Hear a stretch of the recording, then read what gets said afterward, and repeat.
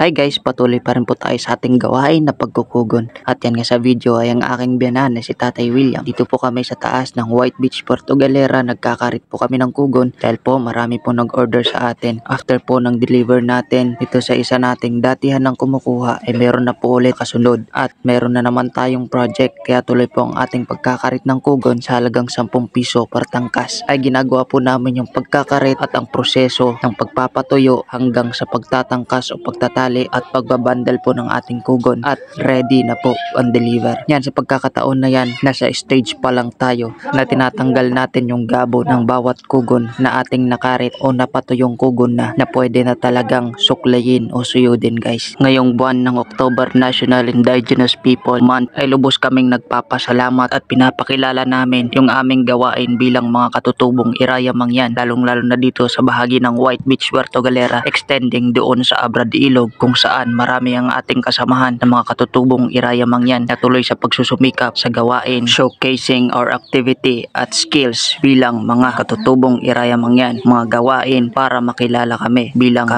Iraya Mangyan. At syempre ilan sa mga activity natin ay pinakita ko na sa inyo yung pagtatanim natin palay, kamote, mais at lahat pang mga halaman na pwede nating ipakita sa inyo. At syempre pagdating naman sa skills na sinashowcase namin sa inyo, nariyan syempre yung pagkukugon natin. At syempre showcase rin natin yung paggagawa natin ng basket kung saan tanyag na tanyag dito ang tribong Iraya Mangyan dito sa Mindoro. Syempre makikita yung ating mga basket dyan sa Talipanan, sa bahagi ng Aninuan dito sa Puerto Galera.